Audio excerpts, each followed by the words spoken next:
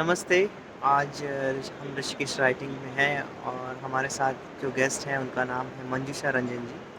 मंजूषा रंजन जी एक कवयित्री हैं और इनके हस्बैंड कारगिल युद्ध में रहे और उन्होंने हमारे देश के लिए अपना सेवा प्रदान किया। आज हम जानेंगे मंजूषा रंजन जी का एक कवि बनने का सफ़र। और हम बैठे हैं माँ गंगा की गोद में। नमस्कार मंजूषा जी। नमस्कार। मंजूषा जी, हमें कुछ बताइए, ये कवि बनने का जो सफ़र है ये किस तरीके से हुआ और जब आपके पतिदेव देश की सेवा में थे और किस तरीके से ये कविता आपके ज़िंदगी में आई और आपने इसको आगे बढ़ाया? नमस्कार आपको, माँ नमस्ते। गंगे को और पूरे देशवासियों को। आपका प्रश्न बहुत अच्छा है। आपने जो पूछा कहाँ से आई, तो मैं अपने पिता को भी बहुत बहुत प्रणाम करती हूँ। वही मेरे प्रेरणा है। उन्होंने उनको ही देखकर, वो एक प्राकृतिक कवि, बहुत बड़े उनके अंदर एक विद्वता और कलम के वो कलाकार हैं।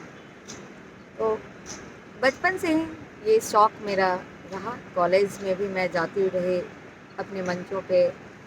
कई यूनिवर्सिटियों में मैंने अपनी यूनिवर्सिटी को रिप्रेजेंट किया और मैं अपने स्टेट को रिप्रेजेंट किया। तो ऐसे ही कविता का शौक़, तो संवेदनशील हूँ, समसामयिक विषयों पर लिखती हूँ। ज़्यादातर मेरी कविताएं राष्ट्रबोधी होती है, उसमें वीर रस होते हैं या फिर स्वतंत्रता सेनानियों की बात करती हूँ जिनको लोग भुला दिए हैं। जी। आज की युवा पीढ़ी को ज़रूरत है उन सेनानियों को याद करने की जिनकी वजह से महाभारत आज मुस्कुरा रही हैं। तो मेरी हर कविता में राष्ट्र सर्वप्रथम होता है, राष्ट्रभक्ति होती है और राष्ट्र की अखंडता, संप्रभुता और इसको कैसे बचा के रखना है। तो मेरी कविता के हर शब्दों में ज़्यादातर ऐसे शब्दों का। और रही बात कविता, तो अब तो मेरा पेशा नहीं है कविता, ये मेरा पैशन है। मैं जब भी किसी मंच पे जाती हूँ तो मुझे ये अंदर से लगता है कि एक दैविक शक्ति मेरे अंदर आती है जो मेरे जीवावाणी से निकलती है और मैं अपने मनभाव को पूरी तरह से उड़ेलती हूँ। तो ये मेरे ऊपर भी एक दैविक शक्ति ही है जो कविता के रूप में है, उनका आशीर्वाद है। और अब ये मेरा ज़िंदगी, जब तक सांस रहेगी कविता मेरे साथ चलेगी। तो ये शौक़ अब मेरा नशा बन गया है। तो अभी तक आपने जो अपनी किताबें पब्लिश करी हैं उनके बारे में हमें बताइए कि कौन-कौन सी वो किताबें हैं जो अभी आप इस देश को समर्पित कर चुकी हैं। और आज का जो स्टूडेंट है, आज का जो भारतीय युवा है, वो किस तरीके से जाने कि अपना अपना इतिहास के बारे में और अपने जो हमारे यहाँ कुर्बानी है या जो हमारी पहली सीढ़ी है जिसके वजह से हमें एक फ्रीडम मिला, जिसकी वजह से हमें हमारे देश को आज़ादी मिली, वो किस तरीके से स्कूल के माध्यम से और किताब के माध्यम से वो पहुँचाई जा सके। क्योंकि आजकल हम देखते हैं कि बच्चों को जब पूछा जाता है कि हमारे इतिहास के बारे में या हमारे जनरेशन के बारे में, तो बहुत ही शायद कुछ चुनिंदा ही स्टूडेंट होंगे जो इतिहास के बारे में पढ़ पाते हैं। बहुत ही अच्छा प्रश्न है। आज की युवा पीढ़ी में मुझे जो कमी दिख रही है, आज उन्हें बहुत कम ही ऐसे युवा वर्ग होंगे जिन्हें अपनी स्वतंत्रता सेनानियों की आहुति, उनकी शहादत, उनका जो बलिदान है उसको याद रखें। तो ये प्रश्न बहुत ही ज्वलंत है और बहुत ही इसके अंदर एक सच छुपा हुआ है कि हमारी युवा पीढ़ी को लाना है हमें अपने भारत की उन सेनानियों की कृत्य और उनकी बलिदान की कहानियों को कविताओं के माध्यम से, पुस्तक के अन्य हर तरह की रोचक कहानियों के माध्यम से हमें उनको समझाना है, दिखाना है, ताकि वह यह समझें कि आज जो ये सुंदर भारत जो आपको मिला है, जहाँ खेलते हैं, कूदते हैं, पढ़ते हैं, ये इतना आसान नहीं था। ये 200 साल तक अंग्रेज़ों मुग़लों के राज्य में हम जंजीरों में, गुलामी की जंजीरों में। तो ये कल कल छल छल बहती गंगा, ये खूबसूरत हिमालय, ये कश्मीर की सुंदर वादियाँ, तो ये सब चीज़ें हमें आसानी से नहीं मिली। इसके लिए हमने बहुत खून बहाया। हमारे सरदार पटेल, वीर सावरकर, मेरी कविताओं में भी मैंने इन सब महान जो सेनानी हैं स्वतंत्रता के, उन सब को रखा है। हमारी कविता हर पन्ने में कुछ नई बातें हैं, जिसमें उनकी शहादत, उनके समर्पण, उनके बलिदान के शौर्य की गाथा है। तो बहुत ज़रूरी है आज की युवा पीढ़ी हमें अपने प्राचीन इतिहास से जोड़ना, और हमारे स्वतंत्र भारत में जो देश में आज़ादी के समय जो हमने कठिनाइयों का सामना किया, क्योंकि मैं इतना ज़रूर मानती हूँ कि कविता और हिस्ट्री, इतिहास, ये सब ऐसी वस्तुएं हैं जहाँ से ये एक ऐसी शब्दों को ब्रह्म माना गया है। शब्द ब्रह्म होते हैं। शब्द जब निकलते हैं, फूटते हैं, लोगों तक जाते हैं, तो कहीं ना कहीं उसकी छाप तो होती है। तो उन्हें जोड़ना है हम हर तरह से, कविता से, कहानियों से, नुक्कड़ नाटकों से, हम संगीत के माध्यम से, शास्त्रीय संगीत के माध्यम से हमें आज के युवाओं को जोड़ना है, उन्हें जगाना है कि उठो जागो बढ़ो, क्योंकि ये जो हमारा देश है, तुम्हीं युवाओं के कंधे पर इसका भविष्य है। तो उन भविष्य में इन कंधों को बहुत मजबूत और पुष्ट करना है।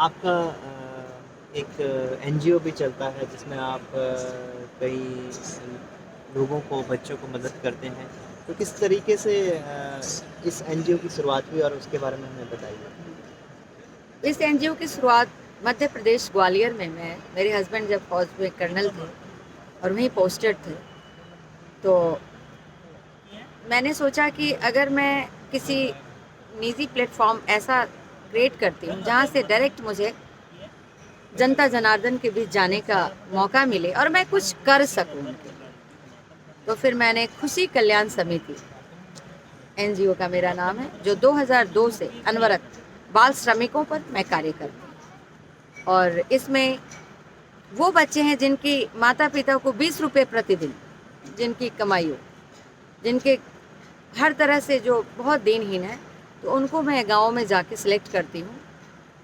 इंगित करके हमारे वॉलंटियर्स उनको सिलेक्ट करते हैं और तब उनकी शिक्षण, उनकी पुस्तक, उनका एक शाम का खाना और उनकी जो भी देखभाल है वो मेरी टीचर्स, मेरे कार्यकर्ता करते हैं। और ये अनवरत 2002 से चल रहा है। कोरोना काल में 2 साल से स्कूल बंद है, लेकिन कार्य चल रहा है। और जब हमारा कारगिल युद्ध चल रहा था, आपके कर्नल साहब जब हमें देश की सेवा कर रहे थे, उस समय तो हमारा वार्तालाप जो था, जो चिट्ठियों के द्वारा हुआ करता था, तो किस तरीके से बहुत सी माएँ हैं, बहुत सी बीवियाँ हैं जो जिनके हस्बैंड, जिनके पतिदेव शहीद हो गए देश की सेवा करते हुए, उस समय आपको कभी ऐसा लगा कि अगर आपके पति अगर शहीद हो जाते तो आपका क्या डायरेक्शन तो होता? आपको ये एक बड़ी रोचक बात बताने जा रही हूँ कि जब मेरी शादी 99 में हुई, 1999 में हुई, 99 में जब शादी जिस दिन मेरी हुई 15 अक्टूबर को, और एक सप्ताह बाद ही सीज़ फायर हो गई। लेकिन वो जो वक्त था शादी का और बातचीत चल रही थी, शादी की तैयारी चल रही थी, बहुत सारे योद्धाओं का शहादत के न्यूज़ हर रोज़ आती थी। खासकर बिहार में तो 200 से ऊपर लोगों की शहादत हुई और डर भी लग रहा था, लेकिन मैं ऐसे डरपोक किस्म की हूँ नहीं। मुझे इतना पता था कि अगर ईश्वर ने मुझे जीवन दिया है तो उन्होंने मेरे बारे में हर कुछ लिख कर रखा है और जीवन मृत्यु तो तय है। अगर हम वैसे योद्धा के साथ शादी हो रही है जो युद्ध पटल पे अपनी जान की बाजी लगा रहा है और हम उनसे शादी करें, तो मेरे लिए तो सौभाग्य की बात थी और तिलक की बात थी। तो जो डर है ये मेरा खत्म हो जाता था जब हमें राष्ट्र भक्ति और राष्ट्र प्रेम आता था, क्योंकि ज़रूरत था उस वक्त हमारे योद्धाओं की। उस वक्त मैं निजी तौर पर अपनी खुशियों की बात सोचने की वैसे भी मुझे उतना शौक नहीं है। मेरी हर सोच राष्ट्र प्रथम से चलता है। क्या आपका एनजीओ शहीद हुए जवानों की जो विधवाएं हैं उनको भी हेल्प करता है? आप हाँ बिल्कुल, जो भी अब हम आवा से जुड़े हैं तो हमारी आर्मी वेलफेयर एसोसिएशन है, तो उसमें जितने भी जवानों की वाइफ है या फौजी अफसर्स की वाइफ तो अपना समझ लेती हैं, पर जवानों की वाइफ को हमारा धर्म है, कर्तव्य है कि उनकी उंगलियों को पकड़कर हमें उचित जगह तक पहुंचाना और उनको दिशा निर्देश दे करके इनकी काम को पूरा करना। तो हाँ, अनवरत ये सब चलता रहा है। छोटी बड़ी सभी तरह की उनकी दिक्कतों में हम उन्हें मार्गदर्शन करते रहे। आपने अपना जो कवियत्री का जो छाप है मॉरिशस देश में भी छोड़ा है, उसके बारे में बताइए। वो किस तरीके से मॉरिशस में आपका जाना हुआ और आपने हमारे भारतवर्ष को एक नया आयाम दिया अपने कविताओं के द्वारा? मॉरिशस की तो बड़ी रोचक यात्रा है। बस एक हर किसी कवि को इच्छा होती है कि विश्व सम्मेलन में जाए, तब वह एक पूर्णता की तरफ आपको ले जाता है और संपूर्णता दिखाता है। तो सुषमा स्वराज जी के आशीर्वाद से हम मॉरिशस तक गए और उस विश्व मंच पे 200 देशों के प्रतिभागी थे, कवि थे, बड़े बड़े लेखक थे, और खासकर अटल बिहारी वाजपेयी जी के एक तरह से उनकी श्रद्धांजलि के रूप में इस आयोजन में प्रमुखता से उनके बारे में भी रोचक बातें रखी गई। तो मेरी कविता भी उनके लिए थी कि खल खल हंसता कमल नाल पर जैसे कोई प्यार छलकता, शिखर पुरुष तुम भारत माँ के गरिमा मंडित भाल जैसा। तो ये हमने इसकी बड़ी लंबी कविता है जो मैं इंटरव्यू में नहीं चाहती आपका सब वक्त लेना, लेकिन ये ज़रूर है कि ये कविता मैं उस मंच से भी गाई थी। और एक्चुअली मैं हिंदी की भी विश्व हिंदी परिषद की भी एक मेंबर हूँ, एम्बेसडर भी लोग कहते हैं कि मैं ब्रांड एम्बेसडर हूँ। तो मैं हिंदी की भी महत्ता की बात करती हूँ। तो आज माँ गंगे के किनारे मैं बैठकर यह भी चाहती हूँ कि मेरी जो हिंदी है ये भारत माँ की बिंदी है। अंग्रेजी जानना ज़रूरी है क्योंकि इंटरनेशनल भाषा है, पर हिंदी प्रमुखता से इसके विस्तार, इसकी विकास और इसकी जो ताकत है इसको जन जन तक पहुँचानी, क्योंकि भारत कई भाषाओं से बना है। खासकर दक्षिण की भाषा प्रमुखता से रखी जाती है। तो मुझे दुख होता है कि भारत की एक ही भाषा होनी चाहिए, वो है हिंदी। पर हम देखें तो भारत अलग अलग प्रांत से मिलके एक भारत बना है। प्रांत ठीक है, लेकिन हमारी भाषा क्या है? भाषा हिंदी है, हमारी राष्ट्रभाषा हिंदी है। हमें हिंदी की बात ज़रूर रखनी है। मैं ये नहीं कहती कि जितनी भी हमारी जो लोकल भाषाएं हैं तो उसको हम अलग करें, ऐसा नहीं, लेकिन मैं हिंदी भाषा जो है ये मेरे लिए बहुत प्रमुखता से है। तभी मैंने ये कहा कि श्रृंगार न होगा भाषण से, सत्कार न होगा शासन से, यह सरस्वती है जनता की, पूजो उतरो सिंहासन से, इसे शांति में पलने दो, संघर्ष तप में तपने दो, हिंदी है भारत की बोली, इसे अपने आप पनपने दो, इसे अपने आप पनपने दो, इसे। जी, आपका बहुत बहुत शुक्रिया जो आप हमारे शो में आए और उसका बहुत बहुत धन्यवाद। हम आशा करते हैं कि आप नई कृतियाँ और नई ऊंचाइयों पे जाएं और हर एक कवि का एक इंस्पिरेशन होता है। तो आपके जीवन में कोई एक कवि जिनके बारे में आप बोलना चाहेंगे या बताना चाहेंगे कि वहाँ वो भी मेरी एक इंस्पिरेशन थी? इंस्पिरेशन तो हमारे पिता हैं, अरविंद कुमार सर, क्योंकि मैं जो कुछ भी उनकी बदौलत हूँ और उनके आशीर्वाद और उनके हर रोज़ वो हमें प्रेरित करते हैं कि मैं लगातार चलूँ, रुकूँ ना, मेरी कलम चलती रहे और मेरी वाणी चलती रहे। तो पापा मेरे सर्वप्रथम मेरे वो, और रही बात ऐसे कवियों में तो राष्ट्र कवि दिनकर की मैं बहुत बड़ी फ़ैन हूँ। वो भी राष्ट्रबोधी कविताएं लिखते थे और उन्हें राष्ट्र कवि का दर्जा मिला था भारत में।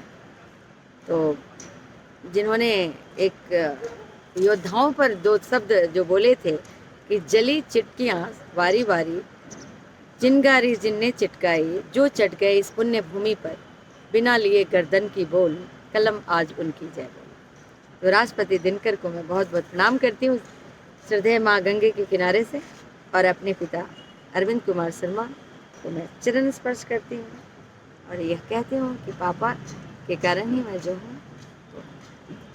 आपका धन्यवाद।